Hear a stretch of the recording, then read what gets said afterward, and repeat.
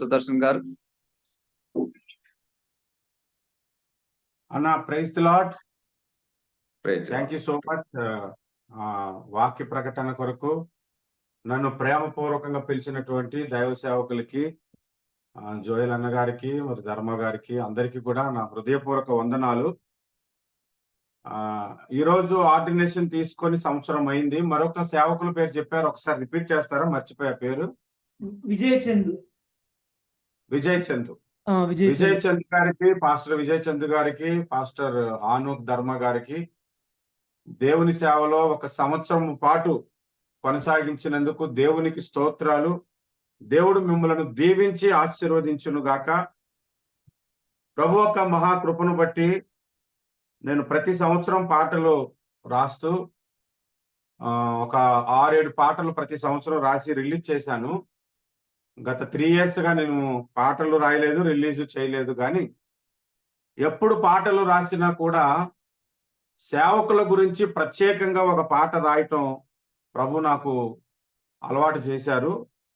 సేవకుల కొరకు రాసినటువంటి ఒక పాట, ఒక పల్లవి, ఒక చరణం పాడి దేవుని వాక్యపు వివరణలోనికి వెళ్దాము. ఆగిపోక సాగిపో సేవకా, వెనకున్నవి మరచి ముందున్న వాటికై. ఆగిపోక సాగిపో సేవకా, వెనకున్నవి మరచి ముందున్న వాటికై. దృశ్యమైన వాటిపై దృష్టి నుంచక, అదృశ్యమైన వాటిపై దృష్టి నుంచుచు. దృశ్యమైన వాటిపై దృష్టి నుంచక, అదృశ్యమైన వాటిపై దృష్టి నుంచుచు. ఆగిపోక సాగిపో సేవకా, వెనకున్నవి మరచి ముందున్న వాటికై. మోసేవలె నీ ఉండగోరినా, ఐగుప్తు ధనము కంటే శ్రమలే మేలనుచు. మోసేవలె నీ ఉండగోరినా, ఐగుప్తు ధనము కంటే శ్రమలే మేలనుచు. ఎర్ర సముద్రం భయపడక సాగిపో సేవకా,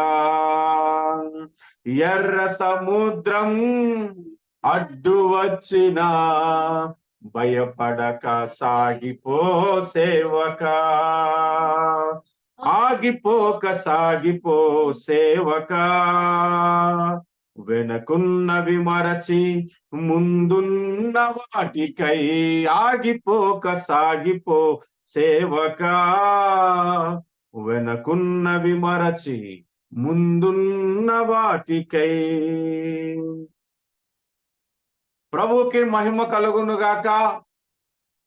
దేవుని పరిశుద్ధ వాక్యములో నుంచి ఒక వచనం చదువుకుందాము. చివరి వరకు దేవుని వాక్యమును శ్రద్ధగా వినాలి.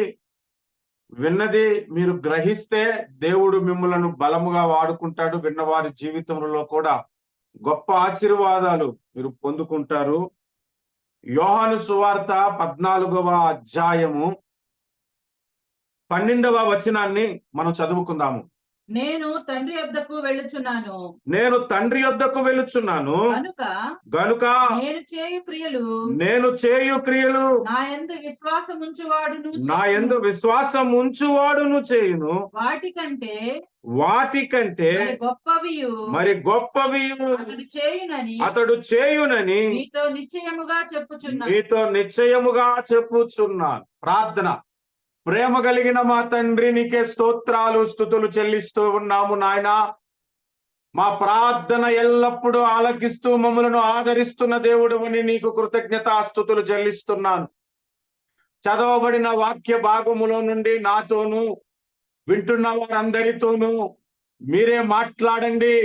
మీరు మాట్లాడితే జీవము, మీరు మాట్లాడితేనే మాకు బ్రతుకు. కనుక శ్రద్ధగా వినే చెవులు, గ్రహించే మనస్సు, ఆత్మ సంగములతో చెప్పుచున్న మాటల మీద దృష్టి పెట్టి నాయన మేము ముందుకు వెళ్ళటానికి సహాయము చేయమని యేసు నామములో స్తుతిస్తూ ప్రార్థన చేస్తున్నాము పరమ తండ్రి, ఆమేన్. ప్రభునందు ప్రియులారా, యేసు క్రీస్తు ప్రభువు చెప్పినటువంటి మాటలలో కొన్ని సందర్భాలలో నిశ్చయముగా అనే మాట వాడాడు. ఇప్పుడు మనం చదివిన వచనములో కూడా మీతో నిశ్చయముగా చెప్పుచున్నాను అనే మాట ఆఖరిలో కనబడుతుంది. నిశ్చయముగా చెప్పుచున్నాను అంటే అర్థం ఏమిటి అంటే 100కి 100% అది జరుగుతాది అని అర్థం. 100కి 100% అది జరగకుండా ఆపే శక్తి ఇంకొకరికి ఉండదు, అది ఖచ్చితంగా జరుగుతుంది అని అర్థము. ఎందుకంటే యోహాను సువార్త 3వ అధ్యాయంలో కూడా ఈ మాట నిశ్చయముగానే మాట మనకు కనబడుతుంది. 3వ అధ్యాయములో 3వ వచనము, అందుకు యేసు అతనితో ఒకడు క్రొత్తగా జన్మించితేనే గాని అతడు దేవుని రాజ్యమును చూడలేడని నీతో నిశ్చయముగా చెప్పుచున్నాను అన్నాడు. ఎప్పుడైనా యేసు ప్రభు నిశ్చయముగా చెప్పుచున్నాను అన్నాడు అని అంటే అది 100% జరుగుతాది అని అర్థము. అలాగూ నిశ్చయముగా జరుగుతాదని ఇక్కడ కూడా చెప్పాడు. కాబట్టి ఈ మాటలో మనం నేర్చుకోవలసిన చాలా ప్రాముఖ్యమైన పాఠం ఉన్నది. ప్రాముఖ్యముగా సేవకులు నేర్చుకోవలసిన పాఠము ఒకటి ఉన్నది. యేసు ప్రభు ఏం చెప్తున్నాడో మరొకసారి ఆ వచనాన్ని నేను చదువుతున్నాను. నేను తండ్రి యొద్దకు వెళ్ళుచున్నాను గనుక నేను చేయు క్రియలు నా యందు విశ్వాసం ఉంచువాడును చేయును. దేవుడు మనకు ఒక మాట చెబుతున్నాడు. అది ఏమిటి అంటే ఆయన చేసిన క్రియలు ఆయన యందు విశ్వాసం ఉంచువాడు కూడా చేయును. ఆ మాట చెబుతూ ఇంకొక మాట అంటున్నాడు, వాటికంటే మరి గొప్పవి చేయును అన్నాడు. అంటే యేసు ప్రభు చేసిన క్రియలు కంటే, యేసు ప్రభు చేసిన అద్భుతాలు కంటే, యేసు ప్రభు చేసిన సూచక క్రియలు కంటే ఆయన యందు విశ్వాసం ఉంచిన వాడు, ఆయన సేవ చేయుచున్నవారు ఇంకా రెట్టింపు చేస్తారు, ఇంకా ఎక్కువ చేస్తారు, వాటికంటే గొప్పవి చేయును అని అంటున్నాడు. ఇప్పుడు ఈ మాటను మనం కొద్దిగా బైబుల్ స్టడీ లాగా మనము ధ్యానం చేద్దాము.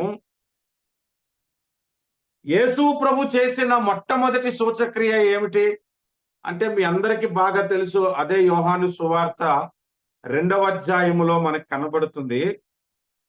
నీళ్లను ద్రాక్షారసముగా మార్చాడు యేసుక్రీస్తు ప్రభువారు. 2వ అధ్యాయం 11వ వచనము, ఈ మొదటి సూచక్రియను చేసి తన మహిమను బయలుపరచెను, అందువలన ఆయన శిష్యులు ఆయన యందు విశ్వాసం ఉంచెను. యేసు ప్రభు చేసిన మొదటి సూచక్రియ నీళ్లను ద్రాక్షారసముగా మార్చుట. 2వ సూచక్రియ యోహాను సువార్త 4వ అధ్యాయము చనిపోయిన ఒక వ్యక్తిని ప్రధాని కుమారుడు రోగితో చనిపోతే అతన్ని బ్రతికించాడట. అది 2వ సూచక క్రియగా 4వ అధ్యాయం 54వ వచనములో కనబడుతుంది. ఇది యేసు యోదయ నుండి గలిలయకు వచ్చి చేసిన 2వ సూచక క్రియ అని.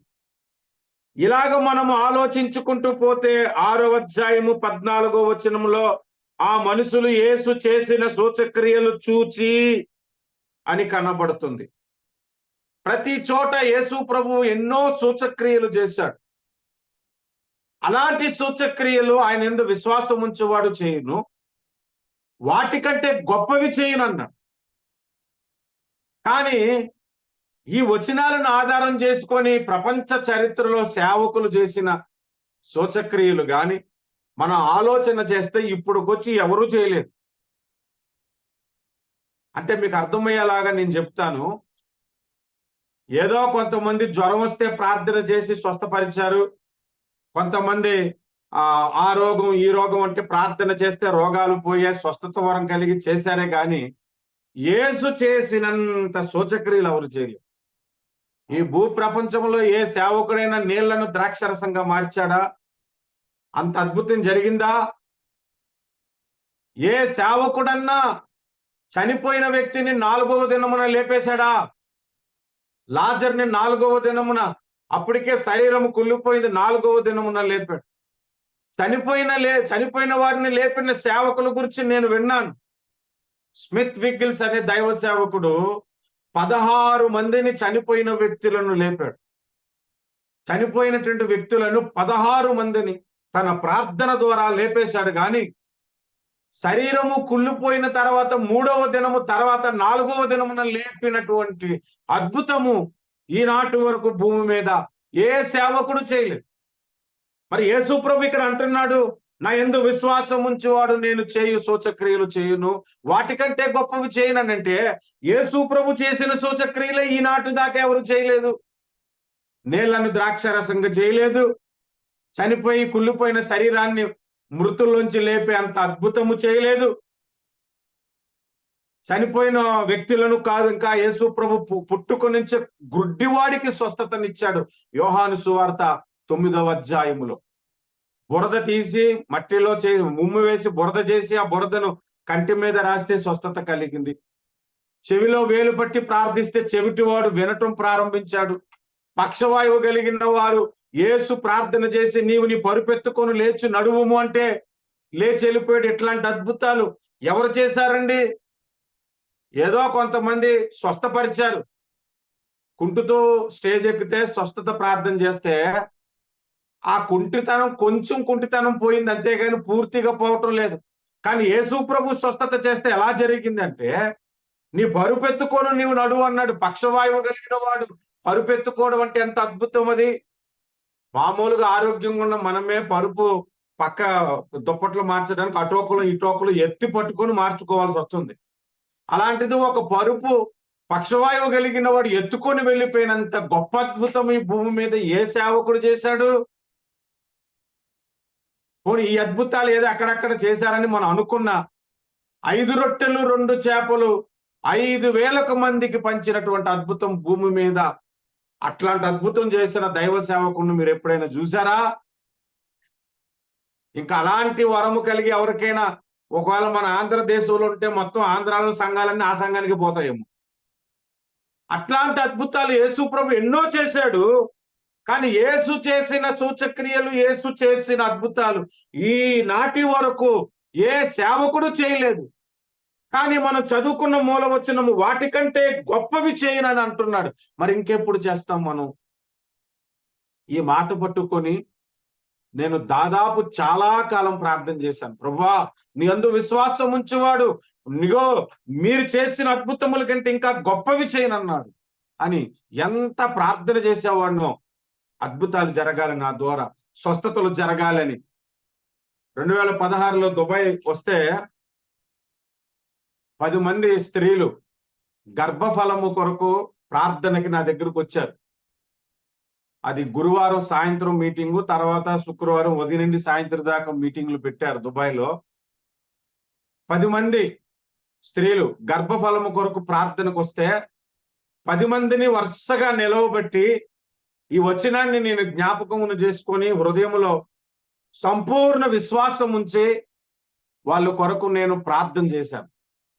ప్రార్థన చేసి మరలా నేను సింగపూర్ దేశానికి వచ్చేసాను. వచ్చేసిన నెల 15 రోజుల తర్వాత దాదాపు ఒకరి తర్వాత ఒకరు కొన్ని రోజులు, దాదాపు ఒక నెల రోజుల కాలంలో ఈ 10 మంది కాల్ చేశారు, అన్నా మీరు ప్రార్థన చేసి వెళ్ళారు, దేవుడు గర్భఫలం ఇచ్చాడు. అప్పుడు ఈ వచనం ద్వారా నేను ఇంకా బలపరచబడి ఇంకా ఎక్కువ ప్రార్థన చేసేవాడు. ఒకసారి మా ప్రేయర్శాలకి ఇండియా నుంచి సింగపూర్కి ఉద్యోగానికి వచ్చాడు ఒక అతను. వచ్చిన వెంటనే మెడికల్ టెస్ట్కి వెళ్తుంది కదా, మీ అందరికీ తెలుసు, అబ్రాడ్ లో ఉన్న వారికి. మెడికల్ టెస్ట్ కి వెళ్తే అతనికి లెపర్సీ అని కన్ఫర్మ్ అయింది, కుష్టు అని. ఒళ్ళంతా తెల్లటి మచ్చలు ఉన్నాయి. అతన్ని ఎవరో తీసుకొచ్చారు ప్రేయర్శాలకి. తీసుకొచ్చి, అన్న ఇతడు పాప చాలా డబ్బులు కట్టి ఏజెంట్ కి సింగపూర్కి వచ్చాడు, ఇప్పుడు కంపెనీ పంపించేస్తానంటుంది, మెడికల్ తీసుకొస్తే లెపర్సీ అంది, సెకండ్ మెడికల్ టెస్ట్ కూడా ఉందంట, మీరు ప్రార్థన చేయండి అని అంటే, ఈ వచనం చదివి నేను ప్రార్థన చేశాను ఆ వ్యక్తికి. ప్రార్థన చేసిన తర్వాత నా భార్య మెడికల్ ఫీల్డ్ లో ఉంది కాబట్టి ఒక పిన్ని తీసుకొని ఆ వ్యక్తికి ఎక్కడెక్కడ తెల్లటి మచ్చలు ఉన్నాయి అక్కడ గుచ్చితూ ఉంటే నీకు స్పర్శ తెలుస్తుందా అని అడిగితే అతను అంటున్నాడు, నాకు తెలియట్లేదండి, మీరు గుచ్చినట్లు కూడా నాకు తెలియట్లేదు అని అన్నాడు. అప్పుడు మా వైఫ్ అన్నది, కన్ఫర్మ్ ఇతనికి లెపర్సీ ఉంది, ఇది ఒకసారి వస్తే తొందరగా పోదు, లైఫ్ అంతా ఉండిపోవడమే అని. ఆ వ్యక్తి కొరకు మేము ప్రార్థన చేశాం. మరుసటి రోజు ఇంటికి వెళ్ళిపోయి స్నానం చేసుకుంటూ అద్దంలో చూసుకుంటే మచ్చలు లేవంట. ఆశ్చర్యపోయాడు. నా దగ్గరికి కిడ్నీలో రాయిపడిన ఒక వ్యక్తిని తెచ్చాడు, ప్రార్థన చేస్తే స్వస్థత జరిగింది. ఇలాగ చాలా అద్భుతాలు ఒకదాని తర్వాత ఒకటి జరుగుతుంటుంటే ఈ వచనం చూసి నేను చాలా మురిసిపోయాను. మురిసిపోతే ఒకసారి దేవుడు నాతో మాట్లాడడం మొదలు పెట్టాడు. నువ్వు ఆ వచనం చదివి ప్రార్థన చేస్తున్నావు నా కుమారుడా, అక్కడ ఏమి రాయబడి ఉందో ఒకసారి నువ్వు చదువు అని. మరలా నేను చదువుతున్నాను. నేను తండ్రి యొద్దకు వెళ్ళుచున్నాను గనుక నేను చేయు క్రియలు నా యందు విశ్వాసం ఉంచువాడును చేయును, వాటికంటే మరి గొప్పవి అతడు చేయునని మీతో నిశ్చయముగా చెప్పుచున్నాను. అంటే ప్రభువా, నేను నీకంటే గొప్ప కార్యాలు చేయాలా అని ఆలోచించుకొని కొద్ది సమయం ఇప్పుడు నేను చెప్పిన సేవకులు, పెద్ద పెద్ద సేవకులు అందరి గురించి ఆలోచిస్తే అసలు భూమి మీద సేవకులు అనబడిన వారిలో యేసు చేసిన అద్భుతాలు ఎవరు చేయలేదు. ఇప్పటికొచ్చి చేయలేదు. ఇంకా యేసుకు మించి వాటికంటే గొప్పవి ఇంకెప్పుడు చేయగలరు? మీ అందరికీ బాగా పరిచయం అనుకుంటా, తెలుసు అనుకుంటా, టీబీ జాషువా గారు, నైజీరియా. 2007లో సింగపూర్ లో ఆయన మీటింగ్స్ జరిగితే నేను ఆయన మీటింగ్కి వెళ్ళాను. ఆయన దాదాపు 1500 మంది దెయ్యం పట్టిన వారిని ఒక్క ప్రార్థనతో దెయ్యాలు మొదలుపెట్టారు. I was there in that meeting. అంత అభిషేకముతో ఆయన ప్రార్థన చేశాడు. నెక్స్ట్ డే హీలింగ్ ప్రేయర్ పెట్టాడు. వీల్ చైర్ లో వచ్చిన వాళ్ళు ప్రార్థన చేస్తే పరిగెత్తుకొని వెళ్ళిపోయారండి. అంత అద్భుతాలు జరిగాయి. బెనిహిన్ గారి మీటింగ్స్కి వెళ్ళిన అద్భుతాలు జరిగాయి. రేనాడ్ బోకే గారి మీటింగ్స్ సింగపూర్ లో జరిగినప్పుడు అద్భుతాలు చూశాను నేను. అయినా నాకు సాటిస్ఫాక్షన్ లేదు. ఈ వచనం మాత్రం సింక్ అవ్వట్లేదు. ఎందుకంటే యేసు 5 రొట్టెలను 2 చేపలను 5,000 మందికి పంచాడు. నీళ్లను ద్రాక్షరసంగా చేశాడు. లాజర్ను లేపాడు. అసలు ఎవరు కూడా యేసు చేసినంత అద్భుతాలు చేయట్లేదే. మరి యేసయ్యే స్వయముగా ఒక మాట చెప్పాడు, ఏమని? వాటికంటే మరి గొప్పవి చేయను, నిశ్చయముగా చేయను అన్నాడు. మరి నిశ్చయముగా అంటే అర్థం ఏమిటి? 100కి 100% చేస్తాడని ఉంటే ఇప్పటి వరకు మరి ఎవరు చేయలేదేంటి ప్రభువా?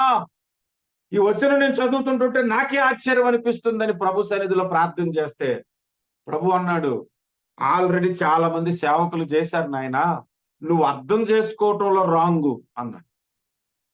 మరి ఏంటి నేను నేర్చుకోవాల్సిందంటే, ప్రభు నాకు 2 వచనాలు చూపించి నాతో మాట్లాడడం ప్రారంభించాడు. దయచేసి ఆ వచనాల మీద మనం దృష్టి పెడదాం. అవకాశం ఉంటే మీ బైబిల్ తెరిచి చూడండి. లూకాసు వార్త 4వ అధ్యాయము. లూకాసు వార్త 4వ అధ్యాయము. పరిశుద్ధాత్మ దేవుడు నా యందున్నాడు, పరిశుద్ధాత్మ నా మీద అభిషేకం ఉన్నట్టు నాకు గ్రహించుకొని మాట్లాడుతున్నాను. దయచేసి శ్రద్ధగా వినండి. 4వ అధ్యాయము 17 నుంచి. ప్రవక్త అయిన యెషయా గ్రంథము ఆయన చేతికి ఇయ్యబడెను. ఆయన గ్రంథము విప్పగా, ప్రభు ఆత్మ నా మీద ఉన్నది, బేదలకు సువార్త ప్రకటించుటకు ఆయన నన్ను అభిషేకించెను. చెరలోనున్న వారికి విడుదలను, గుడ్డి వారికి చూపును కలుగునను ప్రకటించుటకు, నలిగిన వారిని విడిపించుటకును, ప్రభు హితవస్త్రము ప్రకటించుటకును ఆయన నన్ను పంపి ఉన్నాడు అని వ్రాయబడిన చోటు ఆయనకు దొరికెను.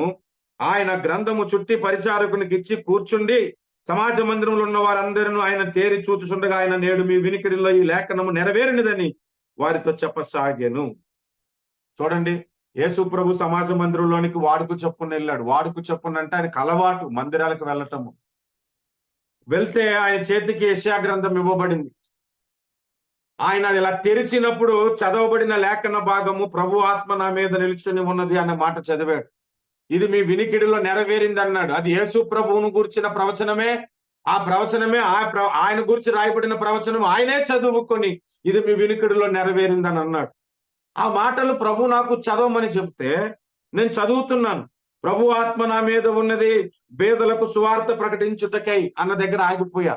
ప్రభు, ఆ బేదలకు సువార్త అంటే మరి ధనవంతులకు సువార్త అవసరం లేదా అని నేను ప్రభువుని అడిగితే ప్రభు అన్నాడు, సువార్త అందరికీ నాయనా, అసలు భూమి మీద అందరూ బేదలే అన్నాడు.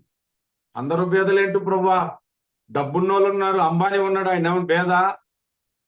సూపర్ స్టార్ మహేష్ బాబు ఉన్నాడు, ఆయన భేదవాడా? రాజకీయ నాయకులు ఉన్నారు, వాళ్ళు ఏమైనా భేదవాడా? గోల్డెన్ స్పూన్ తో పుట్టారు వాళ్ళందరూ అని అంటే, ఒరే బాబు, నా దృష్టికి భేదవాడంటే దేవుడిని ఎరగని ప్రతివాడు భేదవాడే. వాళ్ళందరికీ సువార్త చెప్పాలి. వాడు ధనం ఉంటే ధనవంతుడు కాడు, దేవుడున్నవాడు ధనవంతుడు. దేవుణ్ణి ఎవరైతే కలిగి లేరో వారు భేదవారు అని చెప్పాడు. అప్పుడు నాకు ఆ వచనం అర్థమైంది. ఆ తర్వాత 2వ వచనానికి వచ్చాను. ఆయన నన్ను అభిషేకించెను, చెరలోనున్న వారికి విడుదలను అని అన్నాడు. ఆ తర్వాత మాట మీరు చూడండి, గుడ్డి వారికి చూపును అన్నాడు. నేను అన్నాను, ఓన్లీ గుడ్డి వారికి చూపును అవటానికైనా? కుంటి వారిని నడిపించడా? చచ్చిపోయిన వారిని లేపడా? అవన్నీ ఇక్కడ రాయబడలేదేంటి అని అంటే, ప్రభువు నాకు చూపించిన ఇంకొక వచనాన్ని చూపెడతాను. అప్పుడు మీకు ఈ 14వ అధ్యాయం యోహాను సువార్త 12వ వచనంలో ఉన్న అద్భుతమైన విషయాన్ని మీకు అర్థమవుతుంది. మీరు చూడండి, యోహాను సువార్త 9వ అధ్యాయములో పుట్టుక నుంచి గుడ్డివాడిని యేసు ప్రభు స్వస్థత చేశాడు. ఆ సందర్భంలో రాయబడిన ఒక మాట 39వ వచనాన్ని చదువుకుందాము. యోహాను సువార్త 9వ అధ్యాయము 39. అప్పుడు యేసు చూడని వారు చూడవలెను, చూచువారు గ్రుడ్డివారు కావలెను అను తీర్పు నిమిత్తము నేను ఈ లోకమునకు వచ్చి. ప్రియమైనటువంటి వాళ్ళ శ్రద్ధగా వినాలి దేవుని వాక్యము. I'm coming to the important point. మీరు శ్రద్ధగా వాక్యం వినాలి. యేసు ప్రభు లోకానికి ఎందుకు వచ్చాడో ఇక్కడ ఒక రీజన్ కనబడుతుంది. అనేక కారణాల్లో ఒక కారణం ఇక్కడ కనబడుతుంది. అదేంటంటే, గుడ్డివారికి చూపునిచ్చుటకును, చూచువారు చూడకుండా ఉండినట్లు గుడ్డివారు ఒకటకును నేను లోకానికి వచ్చాను. అప్పుడు నేను ఒకసారి ఆలోచన చేశాను. ప్రపంచం మొత్తంలో 800 కోట్ల మంది ప్రజలు ఉన్నారు ఇప్పుడు ప్రజెంట్. అందులో గుడ్డివారు ఒక 5 కోట్లు ఉంటారు అనుకుందాం. 5 కోట్ల మంది. వాళ్ళందరికీ చూపునిచ్చడానికి వచ్చాడు. మరి చూచువారు ఎంతమంది ఉన్నారు అంటే 795 కోట్ల మంది ఉన్నారు. వాళ్ళందరినీ గుడ్డివారిని చేయడానికి కూడా వచ్చాడంట. ఒకవేళ గుడ్డివారికి చూపునిచ్చి చూచుచున్న వారు గుడ్డివారినిగా చేస్తే ఈ లోకం గుడ్డోలు లోకం అయిపోతుంది. అంతా గుడ్డోలే, అందరూ చీకట్లో ఉండటమే అయిపోతుంది. మరి అప్పుడు ఈ వచనాన్ని మనం ఎలా అర్థం చేసుకోవాలి అని ఆలోచన చేస్తే అప్పుడు నాకు అర్థమైన వచ్చిన భాగాన్ని మీకు తెలియజేస్తున్నాను. చూడండి, యోహాను సువార్త 14:12లో యేసు ప్రభు చెప్పినది ఏంటంటే, యేసు ప్రభు మాటలను అర్థం చేసుకోవటం నేర్చుకోవాలి. అనేక మార్లు యేసు ప్రభు మాటలను అపార్థం చేసుకున్నారు. ఫిజికల్ గా మనం ఆలోచన చేయకూడదు, స్పిరిచువల్ గా దాన్ని ఆలోచన చేయాలి. యేసు ఫిజికల్ గా ఎలాగైతే స్వస్థతలు, అద్భుతాలు, ఆశ్చర్య కార్యాలు చేశాడో, ఆయన యందు విశ్వాసం ఉంచిన వారు ఆధ్యాత్మిక ప్రపంచములో చేస్తారని అర్థం. ఎప్పుడు చేస్తారట అని అంటే, చూడండి 12వ వచనం మొదటి వచనం, నేను తండ్రి యొద్దకు వెళ్ళుచున్నాను గనుక అన్నాడు. అంటే ఆయన తండ్రి యొద్దకు వెళ్ళిన తర్వాతే యేసు ప్రభు కంటే ఉన్నతమైన సూచక్రియలు మనం చేయగలుగుతాం. ఆయన వెళ్ళిపోయిన తర్వాత ఎందుకు జరుగుతుందనంటే, ఆయన వెళ్ళిన తర్వాత మన కొరకు పరిశుద్ధాత్మను పంపిస్తానని 16వ అధ్యాయంలో చెబుతున్నాడు. యోహాను సువార్త 16వ అధ్యాయము 7వ వచనము, అయితే నేను మీతో సత్యము చెప్పుచున్నాను, నేను వెళ్ళిపోవటం వలన మీకు ప్రయోజనకరము, నేను వెళ్ళని ఎడల ఆదరణకర్త మీ యొద్దకు రాడు. అంటే యేసు ప్రభు వెళ్ళిపోయి మన కొరకు ఆదరణకర్తను అనగా పరిశుద్ధాత్మను మన కొరకు పంపిస్తున్నాడు. ఆ పరిశుద్ధాత్ముడే ఆనోక్ ధర్మ గారిని అభిషేకించాడు, నన్ను అభిషేకించాడు. మరొక సేవకుడు పేరు విజయ్ చంద్ర గారిని అభిషేకించాడు, జోయల్ గారిని అభిషేకించాడు, సురేష్ గారిని అభిషేకించాడు, కరుణాకర్ గారిని అభిషేకించాడు. ఆ పరిశుద్ధాత్మ దేవుడు మన మీదకి వచ్చిన తర్వాత, ఆయన యందు విశ్వాసం ఉంచిన తరువాత మనము యేసుకు మించిన అద్భుతాలు ఎలాగూ చేశామో తెలుసా? శరీర సంబంధమైన గుడ్డి వారికి యేసు ప్రభు బాగు చేస్తే అనేకుల మనోనేత్రాలను మనం వెలిగించాము. దయచేసి చూడండి, 2వ కొరింథీ పత్రిక 4వ అధ్యాయము 4వ వచనము. 4వ వచనము. కొరింథీలకు రాసిన 2వ పత్రిక 4:4. దేవుని స్వరూపి అయిన క్రీస్తు మహిమను కనపరచు సువార్త ప్రకాశము వారికి ప్రకాశింపకుండు నిమిత్తము ఈ యుగ సంబంధమైన దేవత అవిశ్వాసులైన వారి మనోనేత్రములకు గ్రుడ్డితనము కలుగు చేసెను. అనేకుల మనోనేత్రాలను మనం వెలిగించాం. యేసు ప్రభు ఎంతమందిని గుడ్డి వారిని బాగు చేశాడో లెక్కేయండి. మీ జీవితంలో ఎంతమందికి సువార్త చెప్పి మనోనేత్రాలు వెలిగించారో లెక్కేయండి. అప్పుడు మీకు అర్థమవుతుంది యేసు కంటే గొప్ప సూచక్రియలు ఆల్రెడీ మన ద్వారా దేవుడు జరిగించాడు. అది ఎలా జరిగిందంటే అభిషేకం మీ మీదకి వచ్చిన తర్వాత. ఇంకా యేసు చేసిన అద్భుతాలలో ఒక్కొక్కటి. పుట్టుకు నుంచి చెవిటి వాడిని స్వస్థపరిచారు. అనేకులు దేవుని వాక్యము వినని చెవిటి వారు ఉన్నారు. ఈ రోజు మన ప్రసంగాల ద్వారా, సువార్త ద్వారా, దేవుని మాటలు బోధించటం ద్వారా దేవుని మాటలు వినే చెవులను మనము కలుగ చేశాం. ఎన్ని అద్భుతాలు చేశాము ఆధ్యాత్మిక ప్రపంచంలో ఆలోచించండి. పక్షవాయువు కలిగిన వారు ఉంటాడు, సగం చచ్చిపోయిన వ్యక్తి అన్నమాట.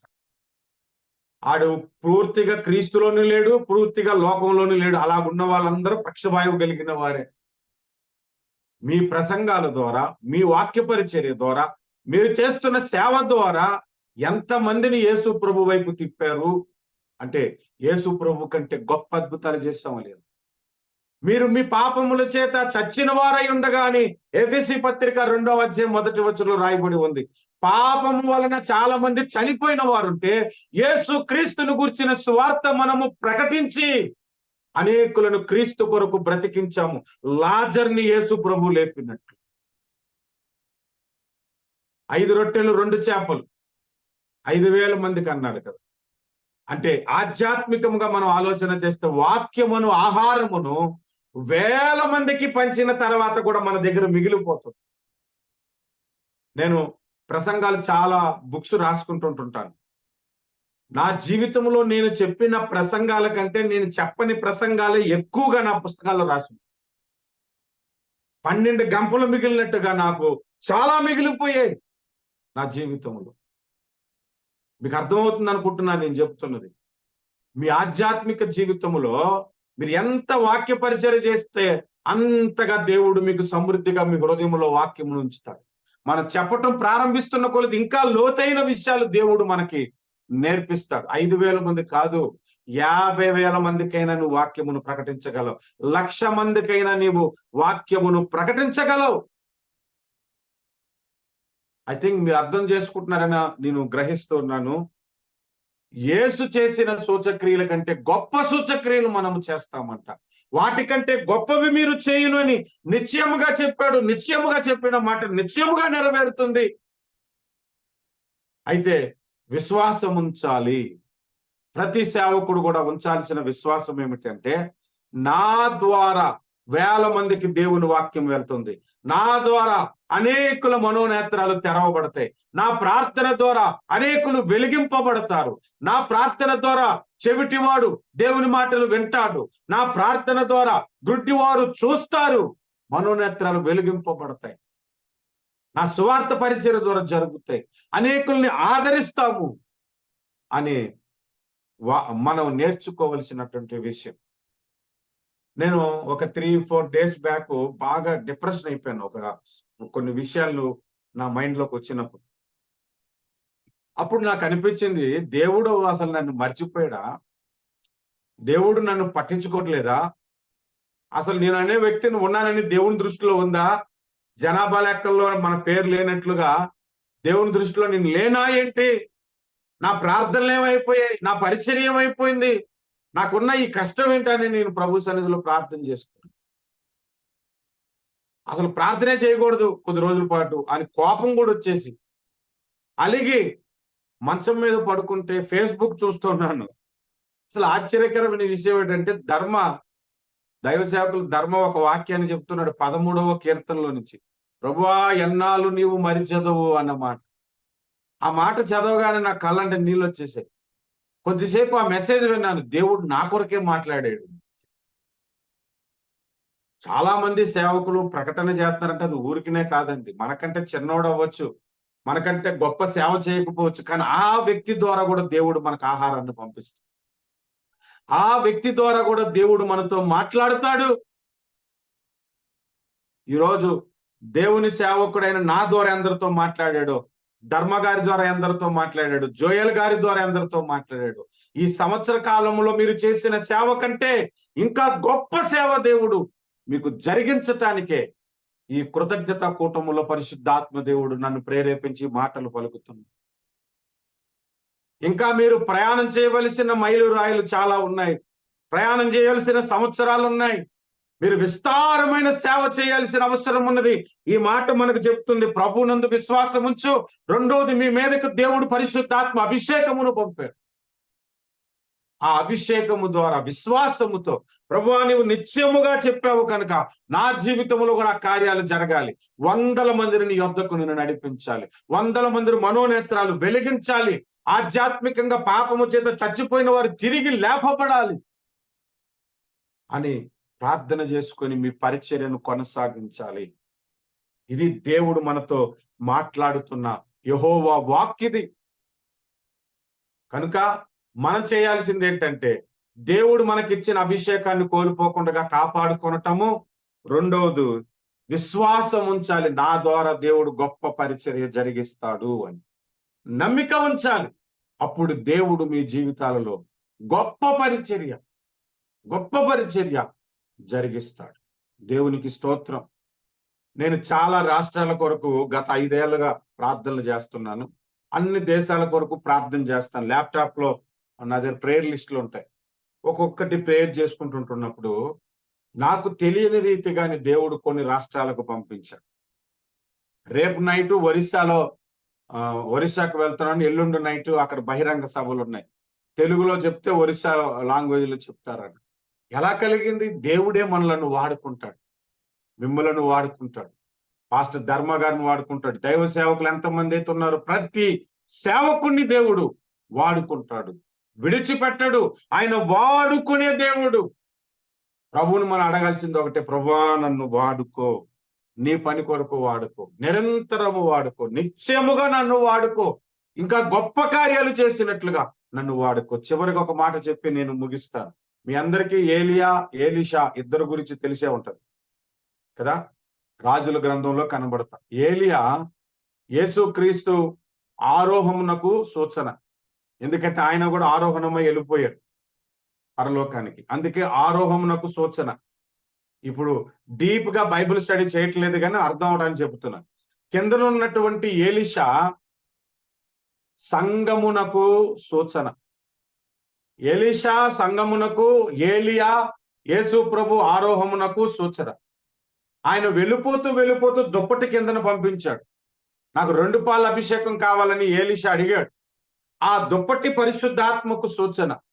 2 పాల అభిషేకము ఎలీషా మీదకి వచ్చిన తర్వాత ఏలియా 7 అద్భుతాలు చేస్తే ఎలీషా 14 అద్భుతాలు చేశాడు.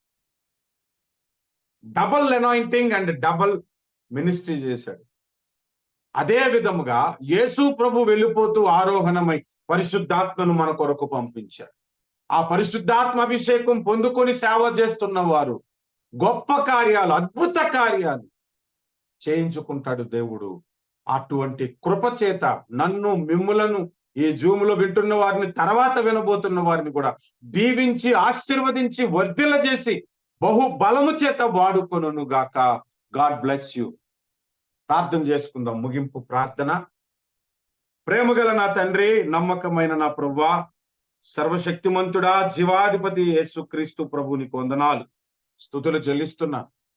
ఇదిగో ఈ దినమందు మాతో మాట్లాడారు నాయన. నీ సేవకులను మీరు బలపరచండి. ఇదిగో 1 సంవత్సరం పాటు మీరు నడిపించారు.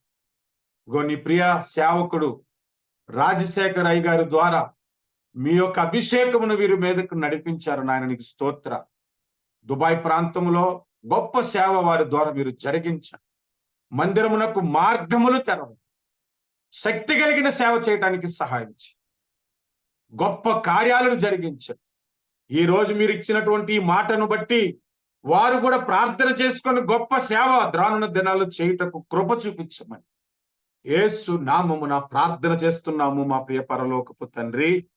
ఆమేన్. God bless you. Thank you so much.